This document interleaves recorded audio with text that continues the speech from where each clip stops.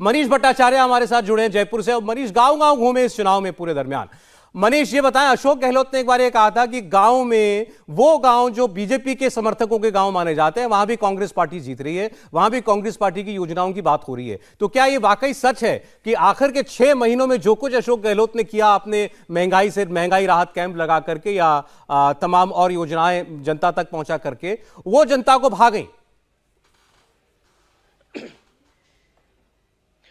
देखिए सौरभ, ये जो आंकड़े एग्जिट पोल पे दिख रहे हैं, यकीन मानिए अगर ये नतीजों में तब्दील होते हैं तो राजस्थान आने वाले दिनों में बहुत दिलचस्प होगा। आपकी नजर राजस्थान में ही टिकी रहेंगी। हालांकि एग्जिट पोल के आंकड़े हैं, मैं बहुत ज्यादा इन आंकड़ों से सहमत इसलिए भी नहीं हूं क्योंकि मैं भी तमाम जगहों पर घूमा हुआ हूं। खासतौर पर रीजन वाइज जिस तरीके से बांटा गया है उसमें पूर्वी राजस्थान और जो मारवाड़ है, इन दोनों में मैं मान रहा था कि पूर्वी राजस्थान तो बीजेपी के लिए बहुत स्ट्रांग है और खासतौर पर पूर्वी राजस्थान, हाड़ौती और जो मेवाड़ है ये बीजेपी के लिए बहुत मजबूत है। हाँ, मारवाड़ से और शेखावाटी से जरूर बीजेपी को बहुत ज्यादा उम्मीदें नहीं नजर आ रही थी कि यहां पर सीटें जरूर कम होती नजर आ रही थी।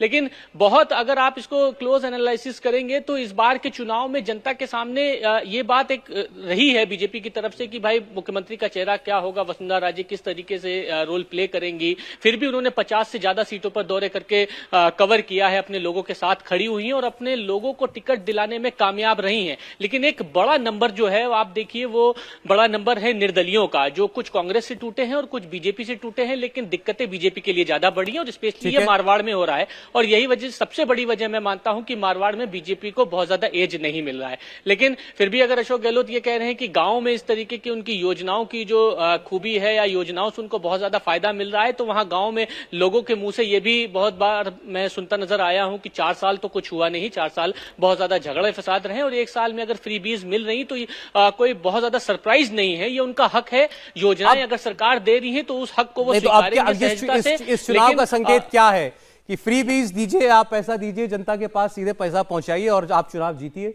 बीजेपी के लिए सबक क्या है कि आपको लीडरशिप देनी पड़ेगी, स्टेट लीडरशिप भी देनी पड़ेगी। नरेंद्र मोदी का चेहरा बहुत बड़ा चेहरा है, लेकिन जब डबल इंजन की बात वो करते हैं तो उनको फिर राज्य में भी भारतीय जनता पार्टी को वो इंजन चाहिए, एक चेहरा चाहिए। ये सबक है इन एग्जिट पोल के नतीजों का? सज्जन, निश्चित तौर पे अगर आप देखें, पूरा एक पैटर्न देखें और इसको और पीछे ले जाइए, हिमाचल और कर्नाटक का भी एग्जाम्पल है, तो एक पैटर्न जो क्लियरली है कि प्रधानमंत्री मोदी की लोकप्रियता है, लेकिन पब्लिक एक डिफरेंशिएशन करके उनके चेहरे पे अगर प्रदेश की बीजेपी की इकाई या नेतृत्व अच्छा प्रदर्शन नहीं कर रही है या मजबूत दावा नहीं कर रही है तो वो मोदी के नाम पे रिवॉर्ड नहीं करेंगे। तो ये निश्चित तौर पे एक संकेत है।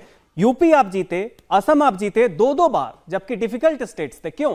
क्योंकि मोदी के साथ एक वहां का लोकल फैक्टर भी था।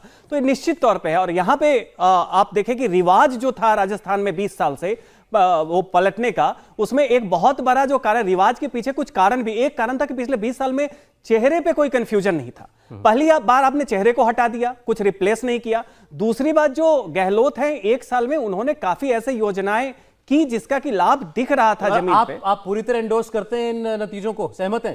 डायरेक्शन के तौर पे मैं बिल्कुल इंडोर्स करता हूं भावेश जी को। और मैं शुरू से कह रहा था कि राजस्थान के चुनाव में मुझे किसी पार्टी को मेजॉरिटी होती हुई नहीं दिख रही है। और यहां पे मैं भावेश जी के साथ, हो सकता है 4-5 सीट इधर उधर हो जाए, 95 के करीब बीजेपी आ सकती है, कांग्रेस थोड़ा पीछे जा सकती है, लेकिन इसमें क्लियर मेजॉरिटी बीजेपी को नहीं मिलेगी। इसमें भावेश जी के साथ बिल्कुल हूं और यह नतीजा ग्राउंड पे हर रीजन में रिफ्लेक्ट हो रहा है। लेकिन ये कांग्रेस को आगे दिखा रहे हैं। आपको लगता है इस चुनाव में कांग्रेस आगे?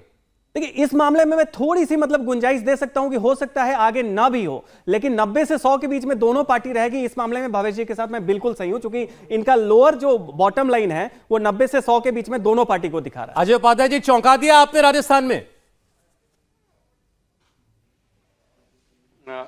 निश्चित तौर पे राजस्थान में जो चौंकाने वाली बात आप कर रहे हैं, मुझे लगता है कि इसको यदि समग्रता में देखेंगे आप, जितना एग्जिट पोल अभी तक दिया है अपने चारों राज्यों का, तो बड़े क्लियर कट मैसेज हैं जनता की तरफ से।